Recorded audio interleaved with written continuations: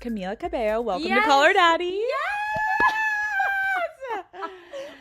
I'm so excited. I am so happy you're here. To anyone in the Daddy Gang that is listening to this and not watching. The Daddy Gang. The Daddy Gang. Do you want to say hi? Oh my God, yes. Hello, Daddy Gang. I love the community I love aspect of it. Would you consider your sister Daddy Gang? Oh, 100%. Okay, that makes my me feel sister cozy. is Daddy Gang for sure.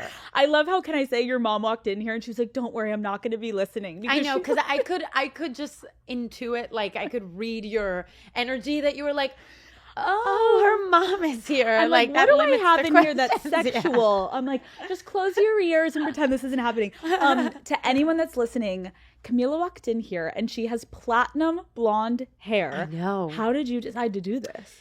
You know, I felt like I needed a big physical change because I feel like, I don't know, my dark hair has been with me for all of my life. I feel like it was just like a big part of how the public saw me, the world saw me, how I saw myself. And I feel like it's just been a year of like, the theme has very much been like play and transformation and changing and being brave. But I feel like also the music is so different, like the world is so different that I don't know, for so many reasons, I was like, I feel like a physical change needs to like accompany that. Yeah. And then I tried on a few different wigs. I was going to ask, because I was talking to someone like, would I ever change my hair color? I'm like, oh my God, I don't know if I would, but I would do wigs before you just go for it. I definitely think you need to do wigs because it's such a big change. But I do feel like everybody should do it. I mean, not everybody should do it, but it's like a fun, like, I don't know, it brings out a different part of your personality. And it's like, I don't know, it's kind of like a YOLO, like, I don't know, just like, fuck it. Is it okay if I please? Should I take a sip? Cheers. Cheers. We're drinking wine. Okay, everybody. I need a little bit of wine because we were talking about, I don't really do stuff like this. So I definitely was like a little nervous, but I'm really excited for like my fans. I feel like they like haven't seen me be a person in a while. Okay, wait, cheers. Cheers. I'm going to look over and Camila's going to be chugging the entire thing. Like, yeah, what? Wait, slow down. No. Yeah, it's 1 p.m. Yes. For context, it's 1 in the afternoon and the sun is out and we're drinking wine. But so honestly, I haven't drank in a second. I've been working so much. I feel like I kind of deserve. You have had a really busy schedule too. You told me yesterday. I was doing meetings with foils in my head. No, like, what are we doing? We deserve this. In our hectic, fast-paced lives, we could use some slowing down. Haagen-Dazs is made to be savored and enjoyed slowly. Introducing new Haagen-Dazs Belgian waffle cones, a completely new experience that's worth slowing down for. Daddy Gang, you've never had cones like this before, okay? They'll take crunch to a whole new level. Each crispy waffle cone is filled with the velvety smooth ice cream that Haagen-Dazs is known and loved for. Then it's finished with delicious toppings and a decadent bite of sauce waiting for you at the bottom of the cone, okay? Haagen-Dazs Belgian waffle cones come in 4 delicious flavors: vanilla salted caramel, summer berry, triple chocolate fudge, and toasted almond fudge. Boom. Sign me up. You guys know that I have the most hectic days at the office. So when I get home, I love to grab a little treat, toss my phone away, and take a minute to myself. These cones are a must-have in my freezer. I'm obsessed with the summer berry flavor. It's fruity and it's sweet. And seriously, it always hits the spot. It's the perfect way to end a long, stressful day. Ice cream just always hits the spot for me, and these Haagen-Dazs cones are truly the perfect treat. Savor your moment of slow with new Haagen-Dazs Belgian waffle cones available at retailers nationwide. That's what I get excited about for these type of interviews, that you haven't done something like this in a while. No, and years, I feel like. And I think it's important, though, to sometimes like step back. Like, why do you think you haven't done something in a while? I think it was just, I needed to kind of protect myself from, I actually wouldn't even say protect myself. I think I needed to just be a human being. I needed to be a person. I needed to kind of step away from being a public persona and just work on myself from the inside out as opposed to like the outside in. I mean, I've been in the public eye since I was 15 years old. So I feel like so much of, especially the first maybe 7 or 8 years, I was like kind of figuring myself out at the same time as like trying to process and take in what other people thought. Even if I'm not necessarily reading it directly, you just kind of subconsciously are trying to figure out what to do with all of that. So I don't know. I think I needed some time and some space to be like, who am I? What's important to me? What are my values in that sense, but also like, what are my hobbies? What do I like to do? What's my taste in art? What kind of people do I like hanging out with? What kind of people do I not like hanging out with? And I feel like that's kind of the journey I've been on for the past few years. And it's been really nice and healthy for me. I feel like I really kind of needed to do that. Amazing. Yeah. Let's talk about you growing up for a second. Okay. You're like, cheers. Cheers again. My Cheers God, again. to exploring childhood. We're going to go through all the eras. Yeah, the origin myth. Okay, born in Cuba. Yeah. You moved to Miami when you're like 7. Yeah, it's so funny because I always say 6 or 7. My mom is like, you have to like pick an age. Right, like which was it? Yeah, like, I'm like, I don't know. moved when I was 6 or 7. And when I was 6 or 7, it's like, I always say that. So 6 or 7. Yeah. Camila moves to Miami. Can you tell me, like, how did your parents explain to you that you were moving? My mom told me we were going to Disney World. Oh. As immigrant parents do. They lie to protect us. I love my mom so much. She's not watching, so I don't have to worry about hurting her feelings on that one. Hi, Mom. Hey, Mom. But yeah, she told me we were going to Disney World, and I was really excited until maybe a couple months passed, and I was like, wait a second. I'm still here, and there's no Disney World. And yeah, it's funny. Like I really empathize with that, that age, that version of me, because I can imagine that it's probably informed some parts of my personality in the sense that like one day I had like all my cousins and all my family around, and the next day, not to like whatever, like a pity sob story or whatever, but one day they were there, and then the next day I was kind of like, oh, where is everybody? I actually had this song that I wrote that didn't end up making it into the album, but like so many empty chairs for like Christmas dinner or whatever. It was like some like lyric like that. But I think that's such a like visceral image that I can remember. It's like a lot of noise, and then it was like just me and my mom. Why did you guys move?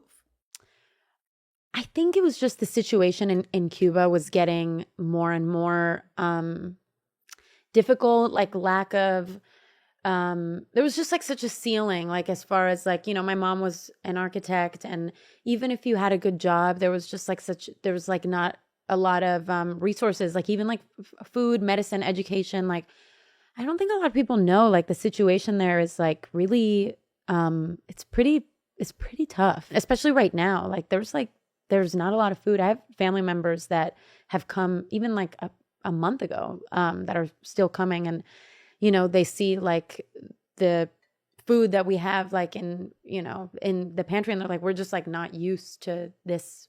And I think that's like what's amazing too about Miami and the community there is like, I think because everybody has those common like start from nothing thing, like it really is like, hey, like if you don't have a job, like I've got this uncle, I got this cousin, like you come work for me. You don't know how to do this. Well, it's fine. I'll teach you, whatever. And everybody's just kind of like helping each other and also just like helping each other improvise. And we're constantly like trying to like bring our family over. So I think even when you were saying the like 6 or 7 age, I think at that time, the new age, 6 or 7. Yeah, new age, one word. 6 or 7. I came when I was 6 or 7. When you were 6 or 7, I'm thinking about you moving to having to go to a new school, moving to a new country, probably not completely speaking English. Oh no, not at all. At all. How did you no speaking. How did you make friends? Like what was school like? I really made friends. It's crazy to think about. Like in hindsight, I made my best friends through music always. I was always like, my first friend that I made, her name was Giselle, and we lived in like an apartment complex. She lived in the same complex as me, and we bonded over like the Cheetah Girls. I wanted to be them so bad, and I loved like Cinderella, like that. It's actually crazy how much I am realizing a lot of these things came to be in my life. You manifested this shit, I know. Bitch. I really manifested the shit out of like my fucking life. Then you were Cinderella. Yeah, I know. And I was in a girl group. But anyway, so like we would, like I would bring the CD or whatever, and we would like just dance to it and pretend like we were in a girl group. And then like, when I was in elementary school, it was like we would pretend to be on American Idol. Fuck, I manifested that shit too, I guess. I'm realizing. And then we were like, I made a like mini girl group with my friends, and we were called Lion Girls, Queens of the Jungle, because I love the Cheetah Girls. That's not a like musician flex. It's a huge You're like, flex. that's a really good name. I'm like, God damn. What did Yeah. you sound like back then? And I remember like this one friend that I had, like my best friend, we would like, I remember during the summers, we would like, we would be on the phone and we would like just be singing on the phone. Like, oh my God, I did like this, that riff sounds so good. Like everything was honestly really tied to music. So you knew from a young age that you like loved performing. I wouldn't even say performing because I was really, really shy. It was like really reserved for my friends. And I remember my friends even say now, they're like, remember when we used to be like, sing, because I don't know if that was a thing for when it was your age, but I feel like anybody who was like, had like a good voice in school. It was like, it was kind of like sing. And at the time it was like, it was in such like good faith that people were trying to, but meanwhile so the person that is going to have to sing feels like, fuck all of you. I don't want to sing. So if I was to ask any of the kids that went to your school that weren't your friends, like, okay, Camila at 15 years old is going to become a huge pop star, famous. What do you think they would have said? There were people that were like, I didn't even know that like she sang. Stop. Because I went through different phases. Like I think there was with some people that I was really funny and class clowny and whatever. And then for most people, I was like really shy. Okay, let's talk about X Factor. So I'm reading online and I'm like, wait, is this true? I'm like, you said that you went on X Factor first to just meet One Direction. This is true. I mean, tell me the plan. Like, what was the plan going in there? I mean, honestly, I was a huge, I don't know if I'm curious if you were too, but I was like, I was like such a big pop culture fan. Like, yes. Since I was young, and my friends and I really bonded over that. Like, we didn't love fucking One Direction. We loved One Direction. One Direction. Yeah, we loved One Direction. We wanted to fuck One Direction. 100%. I mean, at that age, I wanted to just kiss them. Anything. But yeah, even if at an early age, I wasn't like, I want to be a singer, because I think it just wasn't even a thing that I thought of. Like, it was like, bitch, how? Like, right. Like how will this be a career? Yeah, like I don't have anybody that knows anybody. I'm like in Miami, like nobody fucking, the most that we had was, I don't know if you remember, like when that like person would come on the radio and be like, auditions for Nickelodeon. Yes. Do you want to be the next Selena Gomez, Justin Bieber? And all my friends and I would be like, yes! And it's like, there's no way, bitch. Like, everyone sit down. I just so you know, I was one of those girls too, being like, yes. Did you audition? No, I couldn't All of my sing. friends and I auditioned, and they were like, you are amazing. You're only going to have to pay $15,000 to go to this acting school. And my mom was like, yeah. Bye. Scam. But that was like, in hindsight, it was always the center of my life was music and singing and writing and whatever. It was always like my obsession. And I think like One Direction or pop culture was like an extension of that in a different way, in a more probably hormonal, crushy way. But relatable. But I really was like, I need to audition to X Factor, and I need to do whatever it takes to make it to at least the point where I meet Harry. Really, all of them, but like Harry. But really Harry. So, yeah. Poor everyone else. It was always Harry. Then like Zayn really popped off. And like I've met him in person. Great guy. Like I was like, oh, okay. Like no, and Niall is so lovely too. He's like amazing. But it's just Harry. It's Harry. I was like, I really, really, he was an inspiring muse for me at 15. When you talk about a guy when you're younger that you were obsessed with, like it does sickness. It brings you back. Like I kind of had that with Justin Bieber, where you're like, I was also obsessed with Justin Bieber. And I'm like, I want to be the one less lonely girl. Like, shut up, Alex. It's crazy how delusional you are at that age. You believe. No, you believe that you're meant to fall in love, that they don't know that you are the girl for them. Like, they don't know it. But once they do, there will be no stopping that train. It's crazy how delusional you are at that age. Did you ever do this? Like, I remember I'd be at concerts and I'm like, if he just locks eyes with me. Me too. Me too. I'd be like, I remember like going to the concert being like, I have to look incredible. Because for some reason I thought me at 15 years old with like my like insanely terrible like side bang and like like that he would lock eye and then he would know for some reason. It's crazy. I still have some of that delusion left in me now. I think it's good delusion though, right? It's fun. It keeps things spicy. It does, on your toes, Oh yeah, 100%. Just like wanting things you can't have. No, delusion is a necessary ingredient, I think, to like my happiness. But I definitely had way more at 15. I definitely was like once he sees me, he's dumping Kendall Jenner. Like he will know. He won't even know. He won't even know what hit him. When our eyes lock, it's like game over, baby, wifey. Okay. And then I look pictures of myself at that age, and I'm like, oh my god, Sweetie. like I look like such a baby. Like it was never gonna happen. Never gonna happen. But you joined Fifth Harmony, and obviously you Yes. don't join One Direction, although you probably wanted to be like the one girl in the group. But I joined what felt to me like at that time, like I was like, Yes. oh my god, Yes. this is happening to me now. Oh my God, no, that's actually so crazy. Like you were becoming like the female version of the new One Direction. Yeah, I mean, like I remember when we were at X Factor and they started like calling our names up, I was like, I know this fucking story. I've seen it. Obviously, there was a lot of drama when you walked away from the group. Yeah. And now that like time has passed and you look back at everything, like how do you feel about how everything went down? I feel like I'm like can really focus on and remember the really joyful times. And, I grew a lot in that group. And I remember waking up on tour and going to my hotel room at like 7 a.m. and going to my garage band and like writing songs because I didn't want to like, do it while everybody was there. And I just like, I had such a passion for that turned into writing. And at first I was like, oh, maybe like I want to write for other people. But then it turned into like, no, actually like I want to sing these songs by myself. And I started just like distancing myself from, I feel like, the group vision. And it felt like, they were still like really passionate and into that. And so I just was like, I'm not happy here anymore. Like it doesn't feel aligned. I think also like that's so okay. And I think there's two parts of it. One, people can look back and be heartbroken that something breaks up. So understandable, similar to One Direction. Of course it is. Like, oh my God. Yeah, but it is. It's kind of necessary to grow. It's like any breakup. Like, it sucks. Yes, which we're going to get into. Okay. So I'm thinking back, you joined this group at 15 and I'm thinking about like you were in it for 4 years. That's basically like a high school experience. Like, oh my God, like, yes it is. Crazy. You're a celebrity at such a young age. You're touring, you're busy.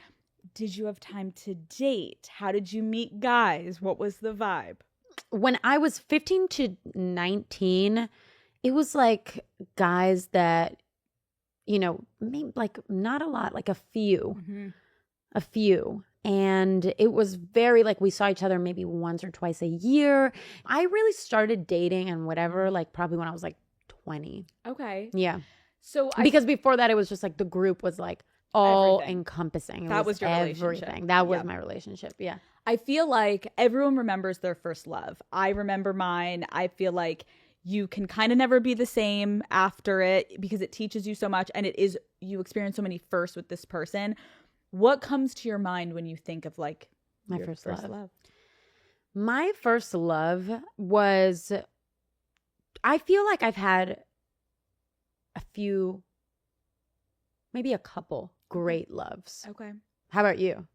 I think I've had a couple as well. I think it's interesting because now that I'm engaged, I look back on it and I like that wasn't. Well, it's interesting. It's like, it's different. And I talk about this with Matt all the time. And I'm so happy that we have a healthy enough relationship to talk about exes and not be like insecure about it, which I would have been insecure in past relationships to talk about exes. But when I think about being in love, I definitely can pinpoint like the first person I was in love with that I met when I was like 16, and it was just this like all-encompassing, oh God, just, yeah, like, me too, wrecks you. Me too. And 17 was probably my first like really in love. I don't know, it's like there's so many different connotations to in love though, because sometimes it's like who was I happiest with, or who made me the most devastated. And sometimes it's like, God, what even is the right definition of in love? Because there were people there was, one person that made me the happiest. And there was the other person that made me the most sick and crazy. Right. And I don't know what is the definition of like, what's the most in love, you know? It's a good point. It's like, I feel like when I look back, I agree with you. All of my loves are different. Yeah. But it's also just so fucking weird because you are so different. And I think of like what I was giving maybe in my first love. Like, I was definitely not someone bringing health and wellness to the relationship. Oh like, my God. It was like fighting and writing letters and like that. It was like that Notebook type of love where it's like so fucking hard and devastating. You're just like, fuck my life. But when you leave those type of relationships, I feel like it leaves the biggest lasting memory for a while because it was so hard and you fought so much and it was so loving but then difficult that like you can kind of romanticize it once you leave. Where the people that left you happy, and if it was more stable, I have found it was easier to move on from just because I can like kind of put it in a corner of my brain and be like, that was so great, but I know it wasn't meant to be. I don't know if that makes sense. No, totally.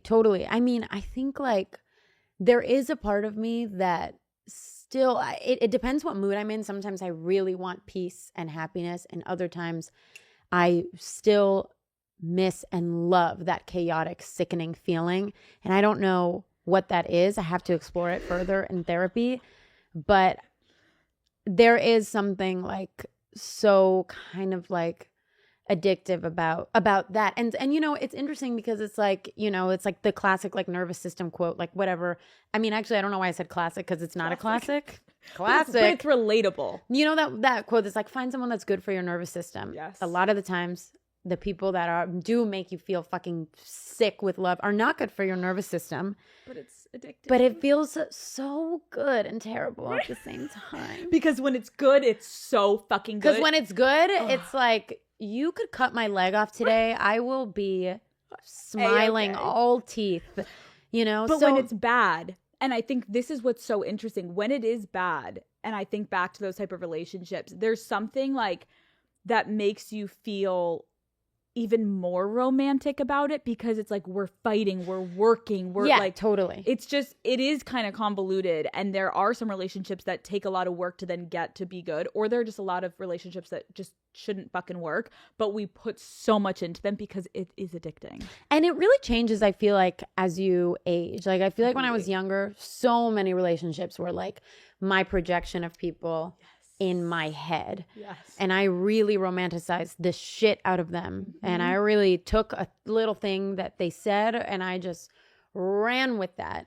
Totally. You know? But now I find that it's like the people that you meet that are like really exciting and how you have real chemistry with, it's rare and hard to find. It is so fucking hard to find. I find like the first couple hangouts, you will kind of be able to just gauge like if it's there, because I'm not someone that's as much of like a slow burn type of person. I am not a slow burn. And what sucks is that I hear that that's the healthiest thing. No. It's like, I've heard podcasts or where people are like, if you kind of like this person and if you're curious, just go on a second date. And I'm just the kind of person that's like, if I am not like going to sleep, like wanting to have you inside me. Like no, I get it. Honestly, that's extreme. Maybe not that. But if I don't leave the date and I'm like, wow, it's really hard for me to have that slow burn approach, but I'm trying to be more like that. I think it's just... I agree. I also just want to validate you because it's not extreme what you just said. I think when I've left first dates, you want to like, I know it sounds fucking crazy, but this is a girl podcast, so everyone girl will get it. You leave and you can like literally quickly go through like picturing yourself in like positions with them and places, positions physically and like places in life, and just like kind of quickly the next year with them, and you're like picturing like the next date and your sexual chemistry. It's disgusting. You can kind of envision it. And then if I can't with someone, it's hard to go on the second date. I know, but a lot of people say like you should, and you know, and fuck us. Yeah, I know. You're like, God damn it. It's interesting, but so you're single. I love it. You're I am. single. Yeah. What is single Camila like? Call Her Daddy is brought to you by Neutrogena. Summer is here and the sun is shining. You need powerful sun protection that feels light on your skin. Meet Neutrogena Ultra Sheer Sunscreen. This SPF 70 lotion absorbs fast with a smooth, dry touch finish so you'll forget you're even wearing it. It blocks 97% of burning UV rays and is water resistant for up to 80 minutes. Lightweight, effective, and perfect for sunny days. It's just what your summer needs. Neutrogena Ultra Sheer Sunscreen. You can't feel. Shop now at Target. What is single Camila like? Okay.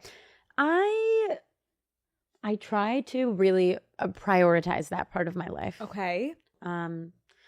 Because it just makes me feel, it's just so fun. Yeah. I honestly love being single. I love it. But I've been in relationships for a lot of since I started dating. Like since I started dating when I was 20, I was in long-term relationships a lot. So it feels fun to just like get to know people and like talk and like see what happens. Yeah.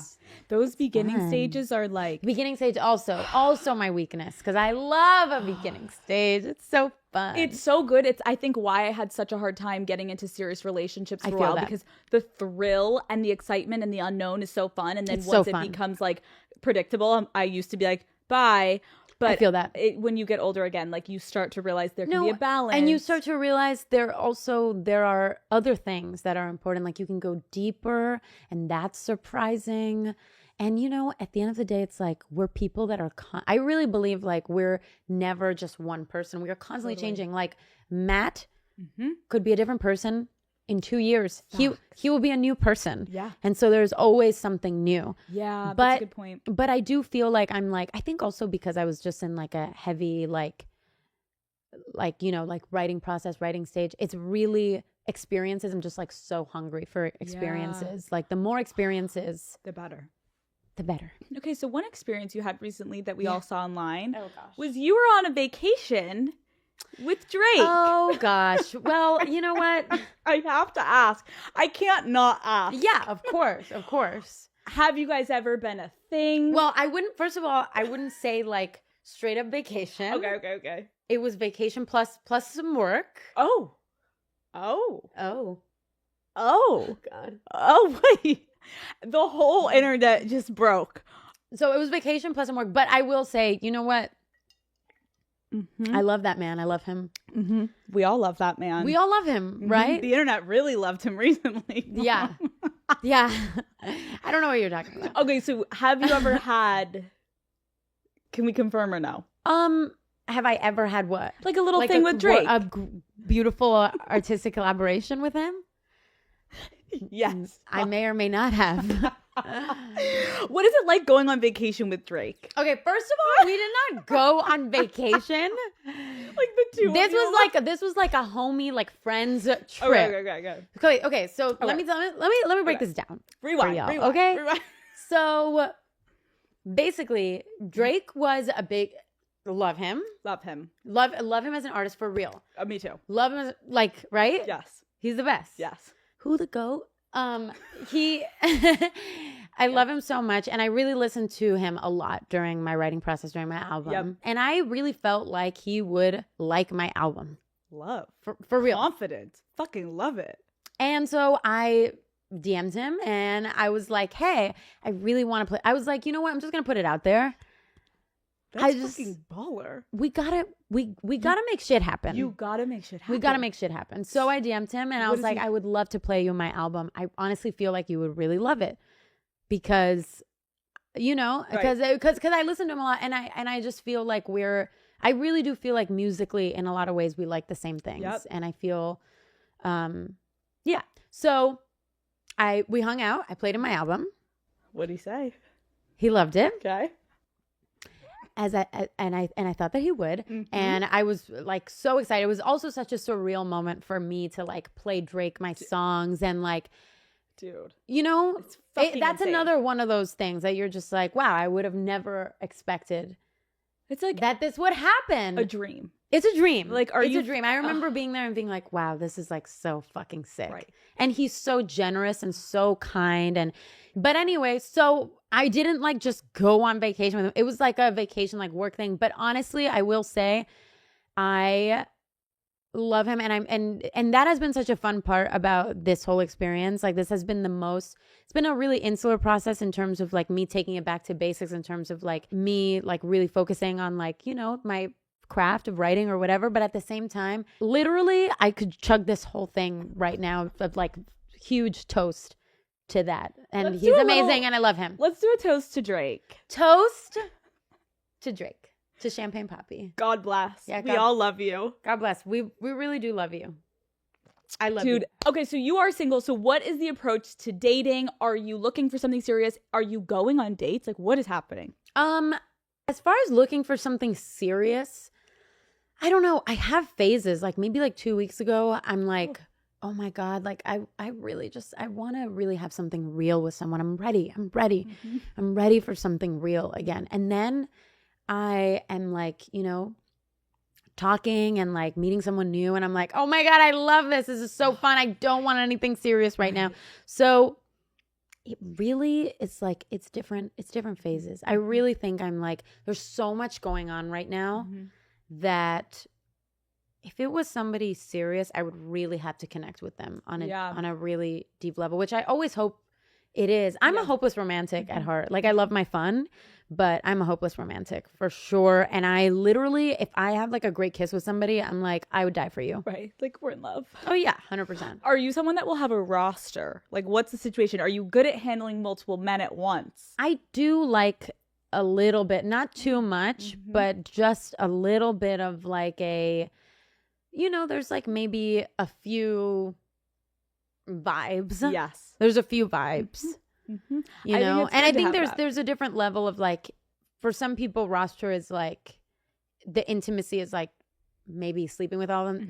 That's too much for me. It's more kind of like vibes and talking, hanging out, whatever. But I can't be serious, at least at this point, with more than one person. I completely agree. I feel like when you're in the single stage, it's helpful to kind of just like pick around and just kind of like keep a couple people in the arena, just to be like, that's where I am. Like, what's your vibe? Yeah. What's your vibe? Right. And then like once one kind of drops off, you can pick up a new one. Yeah. But it's fun. And I think you're my new favorite. Yes. Yeah. And I think as busy as you are, I get that. It's like, unless the person is going to be like, holy fucking shit, this is like if you're late night till 3 a.m., you're fucking talking. Exactly. If it's late night till 3 a.m. and we have this insane connection and I'm like, oh, you're like, it's giving father of my children vibe. Like, I will fly anywhere. You like what you come, like whatever, then I will do that. But if it's like, I liked him and he was cute and that was cute, then it's like, I'll see you when I see you. Wait, have you ever flown a guy somewhere? Only in like relationships vibes. Okay. No, I mean, I haven't like flown them. Got it. They fly Not to at the front of the no, plane. yeah, I haven't piloted them to my hotel room. But I mean, like, they have flown to me. Yes. But I haven't been like, let me just get you your flight. Yeah, I'm not daddy energy. Yeah. Oh my God. Yeah, I know. What gives you the ick? To be honest, one of the things that would give me the ick is I don't really want to be like with a guy. Like, I don't want to be like on my daddy shit. Have a little bit of like that, like masculine energy, kind of take control. Take control. Especially because you're in control all fucking day with your career. And that's a big psychological thing. Do you feel like that too? I was going to say, like, I want for sure respect, but if I'm like, I am literally running the ship here. No, same. Like, if I'm making decisions all day and I have to be like on my fucking like whatever daddy shit, unironic daddy boss girl shit, you better come correct when it's time and let me just not think about anything. Like, I want you to like I want to let go and surrender. What is your philosophy around ghosting? Are we ghosting people? Are we not? No, I don't like that. I mean, I actually had a conversation with my friends the other day because I went on a date with this guy. Okay. One date. How'd it go?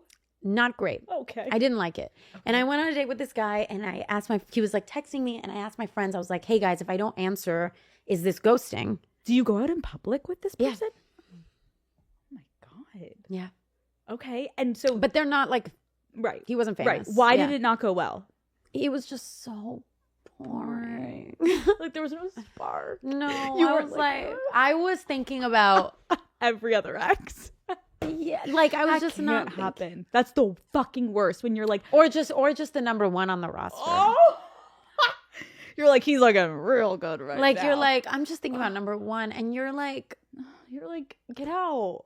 Just leave. yeah. But you went through the whole fucking date. I honestly, this is actually crazy. So I was hiding my hair.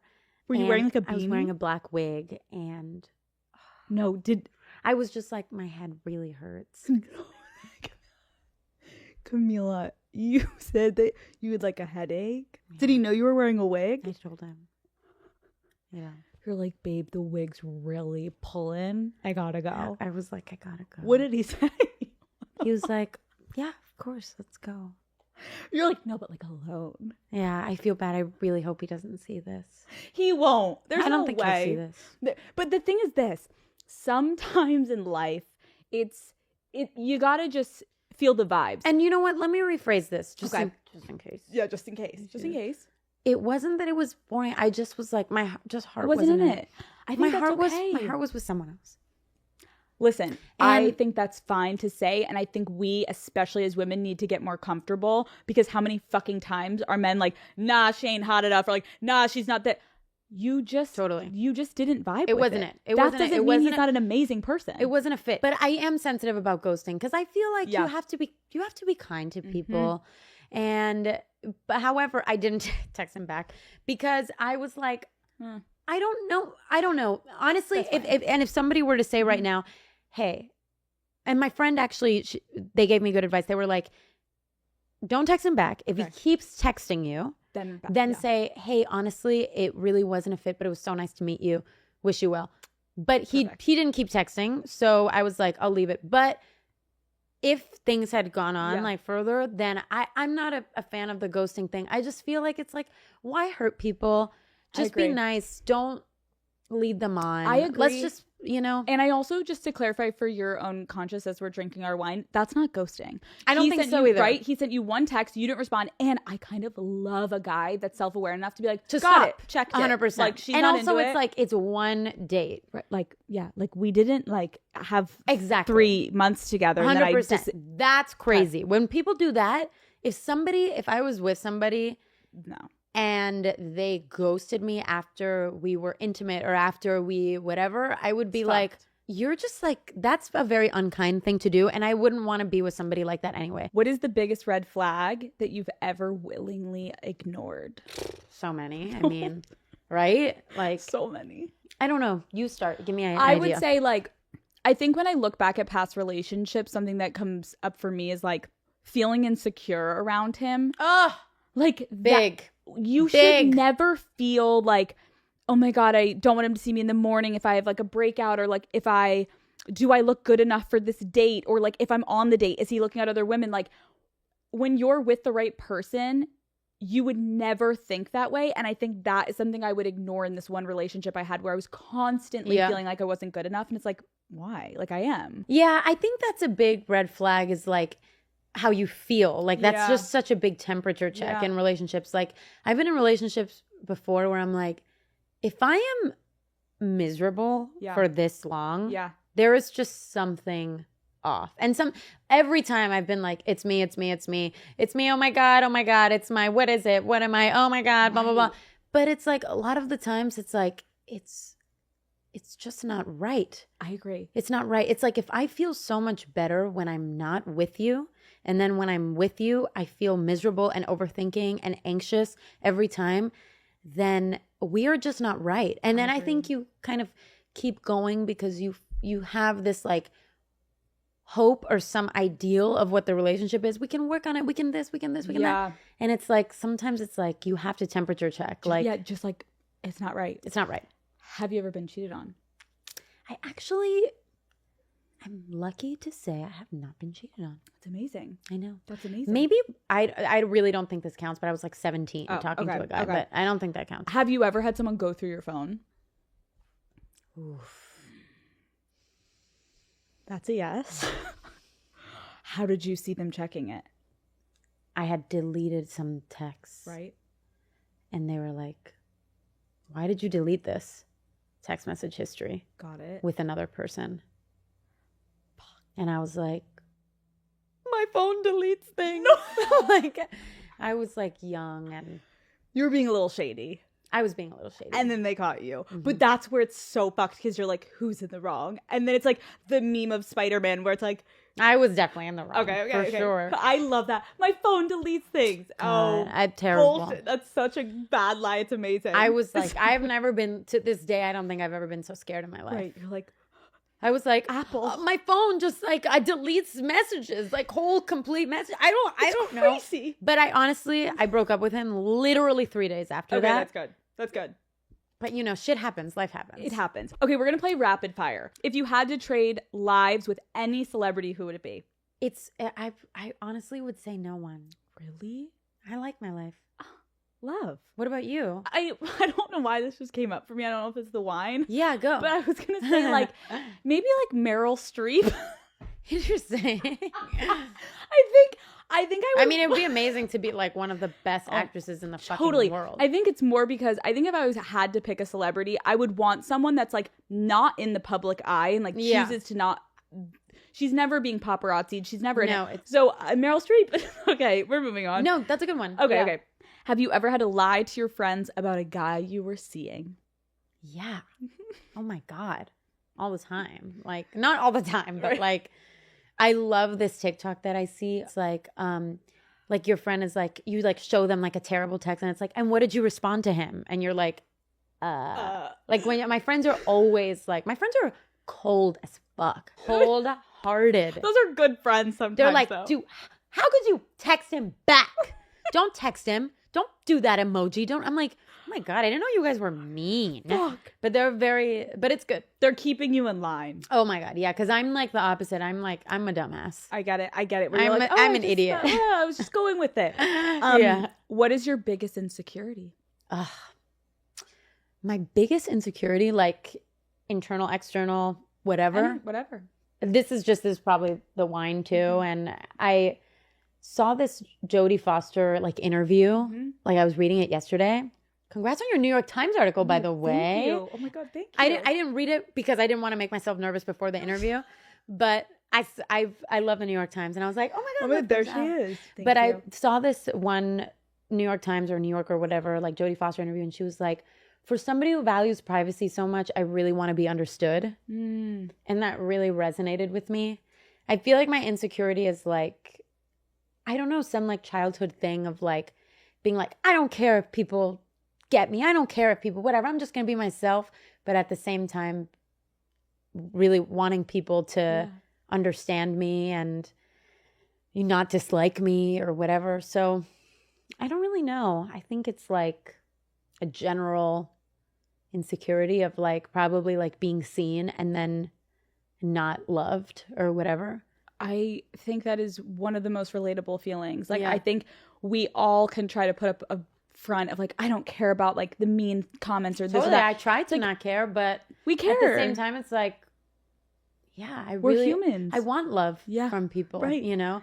And you want people to understand you because like, I can tell you have such a good heart that like, it's a difficult balance of like people seeing things online and then you're like, I can't run to defend myself every moment. No, but not at all. It is tough when you are being perceived in a way that you're like, that's not accurate. That's infuriating. It is. There's a lot of surrender. Like you have to really let go. If you're spicing it up with lingerie, what color are you wearing? Ooh, I think black. Morning sex or night sex? I honestly love morning sex. I like both, but and my favorite is actually like, I love like an afternoon vibe. Because it feels so like European. It feels so like you're like not working, and it feels like so primal in a way. Like I don't have to work. Right. Let's just like eat fruit and like and coitus. Love you. It's so good. If you're going home with someone, are you going back to his or is he coming to yours? I prefer him coming back to mine for sure. Biggest turn off in the bedroom? I don't like silence and like just like no passion. Yes. I need like going through the motions. I hate going through the motions. I'm like, why are we even doing this? Right. Why aren't we like making eye contact? Why aren't we making out? Like, why are you saying things to me? Like, let's like, you know what I mean? Yes, I get it. Yeah, to me, I'm like, I would rather not have this. Favorite sex position? It depends on the vibe and it depends on the energy of whatever's happening in that moment. Like there's like in love, sex, and then there's like kind of freaky Yes. vibes. Yes. I get it. You know, I get so I what think you're saying. different strokes for different times. I get it. Okay. Literally. I gotta ask what your opinion is on getting back with an ex. Call Her Daddy is brought to you by White Claw. I don't know who needs to hear this, but you're way too hot to be spending the summer sitting inside scrolling on your phone. What are you doing? What are you doing? Stop letting plans die out in the group chat. Grab a White Claw and go make some memories, okay? Whether you're yapping poolside, hitting a barbecue, or just kicking back around a fire, a cold White Claw goes perfectly with your summer plans. That's right, Daddy Gang. It is White Claw summer. 100 calories in 12 glorious ounces, gluten-free, and the taste you know and love. I like to pick up a variety pack so that I can guarantee everyone can get their favorite flavors. I am personally through and through always a black cherry girl, but Matt loves the mango and Lauren's favorite is lime. So there's truly something for everyone. It's time to come out of hibernation and stop leaving everyone on red. We're finding a guy with a boat and we're having a damn drink. My friends and I strictly drank White Claw for an entire girls trip last year. And now I can't even smell sunscreen without being reminded of that trip. It was honestly the best time ever. There is nothing better than warm sun, a tiny bikini, tiny bikini, and an ice cold claw in your hand. That is peak life.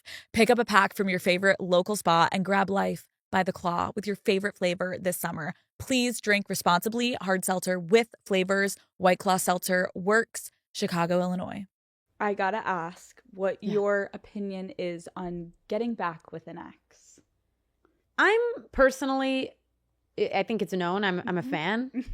I support it. Supported it in the past. Cheers. Cheers. What about you? I think it's so... I personally think it's helpful. It's helpful because I am not a person, you can't forbid things from me because I will want to do it more. Yes. If I tell myself, some of my friends are really good at that. They're like, well, I'm not going to text him because blah, blah, blah, blah. I'm not like that. I'm like, if I want to text him, I'm going to text him. I agree. I completely agree. You know? I've gotten back with exes. Even if I know it's not going to work, sometimes you need that closure. You need to know that it's not going to work. And it needs to be on your terms. And then you need to be over it. Mm-hmm. And you need to be like, I did it. And I know. And I know. Okay. So I have to just say it. Yes, sure. Fuck it. Okay. So it looked to the world like you and your ex, Shawn Mendes, kind of like dabbled with the idea of getting back together about a year ago. Yeah. What was going on? You know, I think it's like what we were just talking about. Like, you're just like, Yeah. And, you know, it's crazy because I just like, I'm kind of like impulsive in that way, I would say. Like, I feel like if I feel it, I say it. Yeah. And I'm not really good at not doing that, like I said, because then the worst place for it to live in is my mind. Totally. And then I'm like, you know, Ryan Gosling in The Notebook building a house for this person. So I would rather say it and, you know, see what happens and then wake up the next day and find out that it's been heavily documented. I just like I opted for that route. But, you know, it is what it is. It was a great route. It was a fun time. It was a fun moment. And, you know, and I will always care about him and love him. He's such a good person. Yeah. And I'm lucky, you know, because some people have exes that are awful and, you know, and he is not. He's a really kind, good person. When you rekindle something with an ex, I've done it myself. I find, and I don't know if this is for you, I find the second breakup is always a little bit easier than the first initial. Because it's kind of already been over. Yes. Then you try to rekindle again. Yes.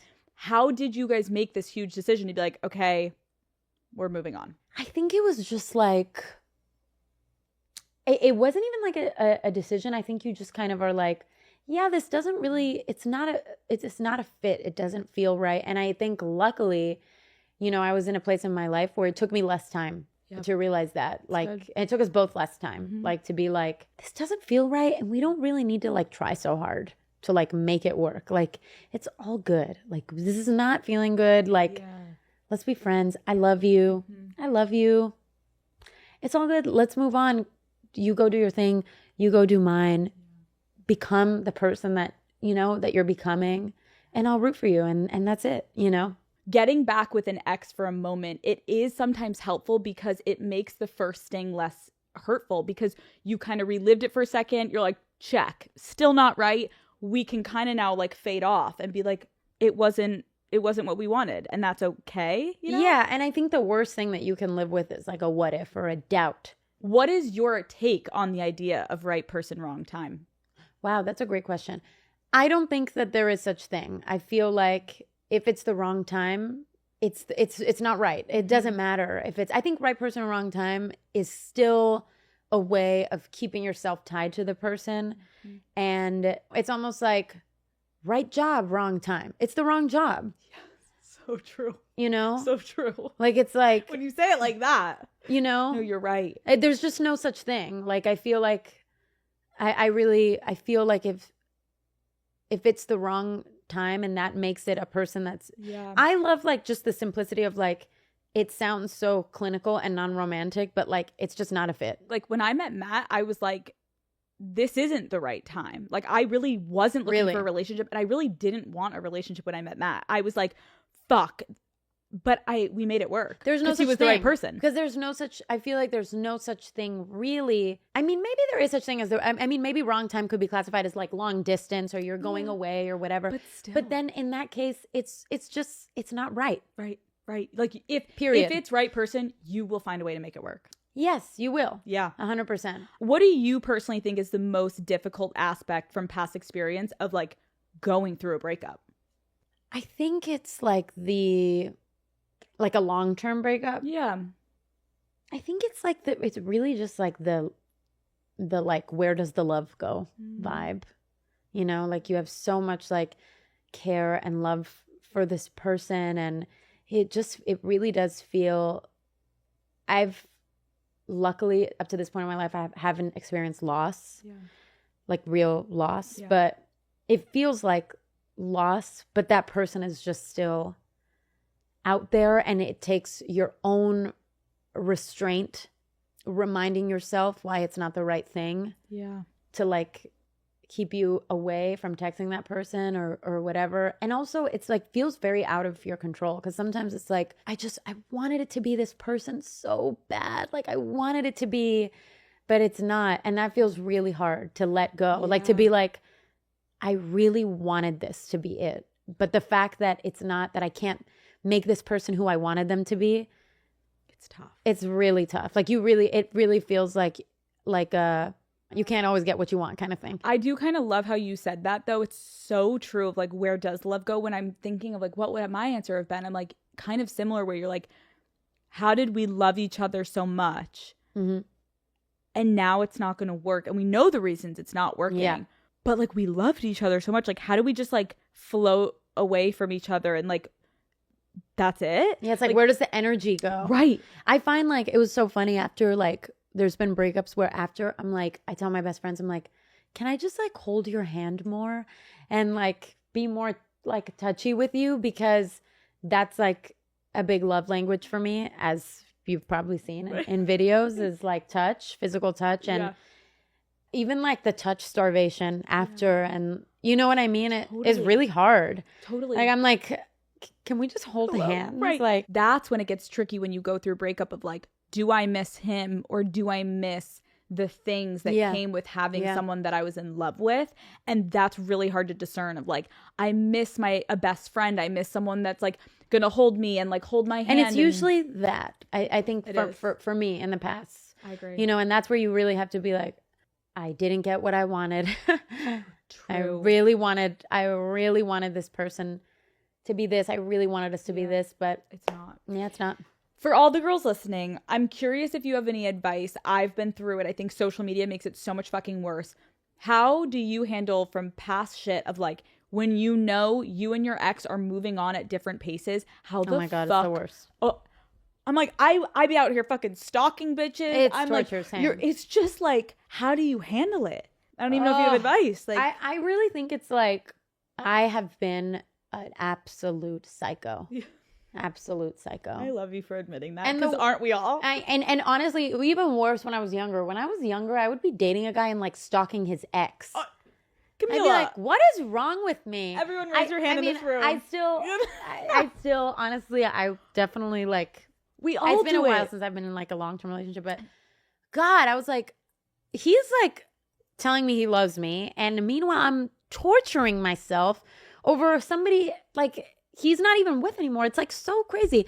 So hard. The torture. I think like my advice would be, I've gotten better at this, is like, I'm a big like mindfulness, like kind of Buddhist practitioner person. Not practitioner person. That sounds so fucking weird. I know, like what?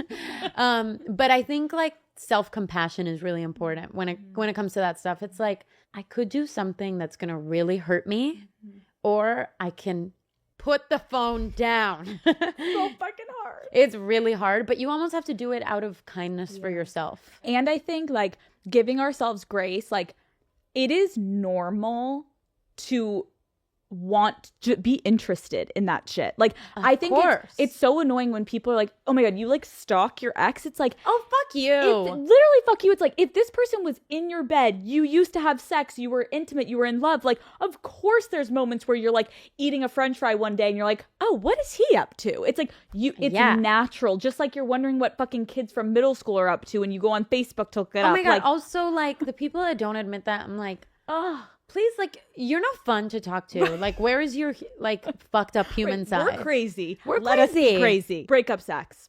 Are you a proponent? Has it helped you in the past? Does it ruin things for you? So what does breakup sex mean? Like, you're like, this is over. Oh. But. Yeah. And then you do it one more time. Yeah, of course. And, like, have you found it makes it more messy? Or is it more like, okay, I feel like if you're wanting to have breakup sex, you're probably gonna hit each other up next week. Like there's still something there, you know? And like I said, I'm sorry, I'm a proponent. Like I don't believe in the forbidden fruit. If you want it, do it. Kind of like date them till you hate them vibe. I don't actually hate anybody, but I'm saying do it until it's out of your system. And my friends really don't agree with this. They're like, you're an idiot and we hate you and don't ask me for advice anymore because I'm sick of you.